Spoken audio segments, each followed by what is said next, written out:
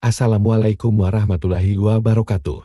Biografi pengarang Kitab Safinah, Kitab Safinatun Najah, yang dikarang oleh Syekh Salim bin Abdullah adalah kitab dasar-dasar ilmu fikih, yang ditulis dengan tujuan untuk mempermudah muslimin untuk mempelajari tentang dasar dari hukum Islam. Kitab ini ditulis dengan bahasa yang mudah untuk dipahami dan meringkas dasar hukum fikih secara padat. Kisah masa kecil dan tempat kelahiran pengarang Kitab Safinatun Najah. Pengarang Kitab Safinatun Najah bernama Syekh Salim bin Abdullah bin Said bin Sumair al-Hadrami Asy-Syafi'i, yang merupakan ulama besar dari Yaman yang lebih dikenal dengan Syekh Salim al-Hadrami. Beliau bermazhab Syafi'i yang merupakan mazhab yang dianut oleh kaum mayoritas di Hadramaut, Yaman. Syekh Salim al-Hadrami juga dikenal sebagai sosok yang sangatlah santun dan bergelar Al-Mualim, gelar bagi seseorang yang sibuk dengan mengajarkan Al-Quran. Dan selain itu beliau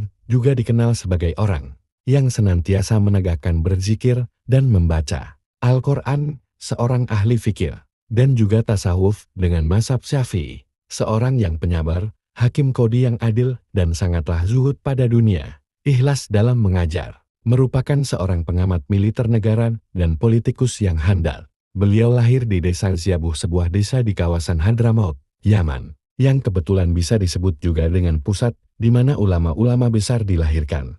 Sebelum menjadi terkenal, pengarang Kitab Safinatun Najah ini mengawali kisahnya dari bangku sekolah, dengan belajar Al-Quran dengan pengawasan ayahandanya yang juga ulama besar yang terkenal, Syekh Abdullah bin Sa'ad bin Sumair.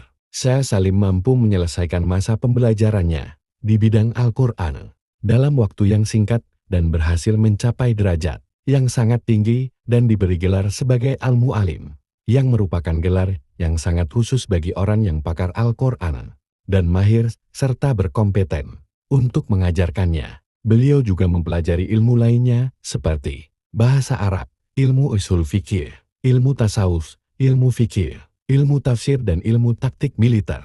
Ilmu-ilmu tersebut dipelajari oleh Syekh Salim dari ulama besar terkemuka pada abad ke-13 di daerah Hadramaut, Yaman.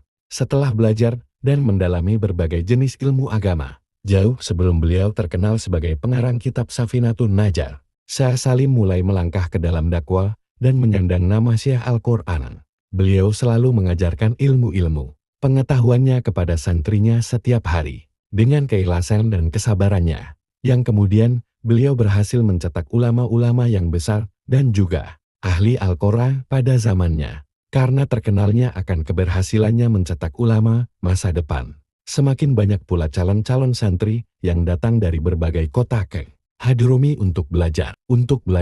Beberapa waktu berlalu, dan suatu ketika kerajaan Kasiria meminta Syekh Salim untuk berangkat ke India dan Singapura untuk membeli peralatan perang yang baru dan canggih pada masa itu. Tugas itu membuka jalan untuk Syekh Salim menjadi staf ahli dalam bidang militer kerajaan. Pengabdian beliau kepada umatnya melalui birokrasi tidaklah merubah beliau akan kebaikannya, dan beliau tidak terpengaruh oleh unsur-unsur kedoliman yang sangat merajalela di kalangan mereka. Karena hal tersebut, terjadilah keretakan dalam hubungan antara penasehat dan sultannya, yang mengakibatkan Syekh Salim mengambil keputusan untuk pergi dan meninggalkan Yaman dan kerajaan Kasiria. Beliau kemudian hijrah ke India. Untuk beberapa waktu yang tidak diketahui sebelum kemudian, beliau memutuskan untuk melanjutkan perjalanan beliau dan hijrah ke Batavia, Indonesia yang nantinya dikenal sebagai Jakarta, di mana beliau dengan cepat membangun komunitas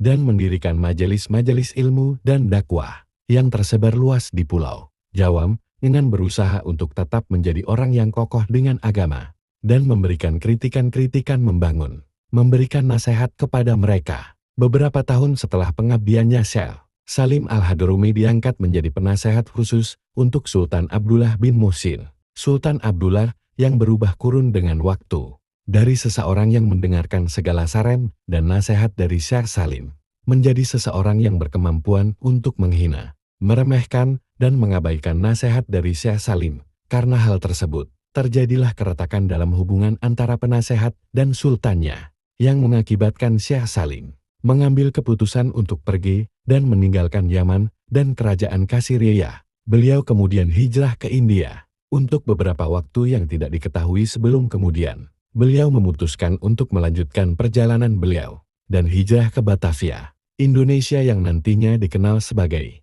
Jakarta, di mana beliau dengan cepat membangun komunitas dan mendirikan majelis-majelis ilmu dan dakwah yang tersebar luas di Pulau Jawa. Hal itu menjadikan Syekh Salim menjadi salah satu ulama terbesar di Indonesia yang karena keterpandangannya, banyak orang yang berduyun-duyun datang kepadanya untuk menimba ilmu dan meminta doa dari beliau dan menguatkan posisi beliau sebagai ulama di Batavia pada masanya. Syekh Salim Al-Hardomi adalah seseorang yang tegas dalam hal mempertahankan kebenaran dalam berbagai situasi dan tetap kokoh dengan pendiriannya itu. Beliau tidaklah menyukai tentang ulama-ulama yang bergaul, mendekati, dan menjadi budak para pejabat. Tidaklah asing bagi beliau untuk memberikan kritikan tajam dan nasihat-nasihat kepada para kiai dan ulama yang memiliki misi dan mondar-mandir dengan pejabat pemerintahan Belanda. Pada saat pemerintahan Belanda, Syekh Salim tidaklah setuju bagaimana Sayyid Utsman bin Yahya sangatlah membela dan cukup loyal kepada pemerintahan kolonial Belanda. Sayyid Utsman yang saat itu menjabat sebagai mufti Batavia. Meskipun beliau sangatlah sibuk dalam perannya untuk mengajarkan ilmu Al-Quran, beliau tidaklah kendor dalam soal berzikir kepada Allah, SWT, dan juga tidaklah melalaikan untuk membaca Al-Quran. Pada tahun 1271 Hijriah, tahun 1855 Masehi beliau wafat di Batavia. Namun sebelum ia meninggal dunia, beliau meninggalkan legasi dagang bentuk kitab-kitab yang berisi pengetahuan untuk tetap disebarkan. Di antaranya adalah kitab Al-Fawaid, Al-Jaliyah, dan kitab Safinatun Najah. Syekh Salim tidaklah sekedar terkenal sebagai pengarang kitab Safinatun Najah. Beliau adalah sosok keagamaan yang selalu ingin menyebarkan pengetahuan dan segala hal yang beliau memiliki agar pengetahuan beliau tetap hidup. Selain itu, mencetak ulama-ulama yang bisa diandalkan untuk mengajarkan tentang ilmu keagamaan. Begitulah sekilas sejarah singkat pengarang kitab Safinah. Bantu supportnya dengan cara like dan subscribe ya. Terima kasih telah mengunjungi channel ini. Assalamualaikum warahmatullahi wabarakatuh.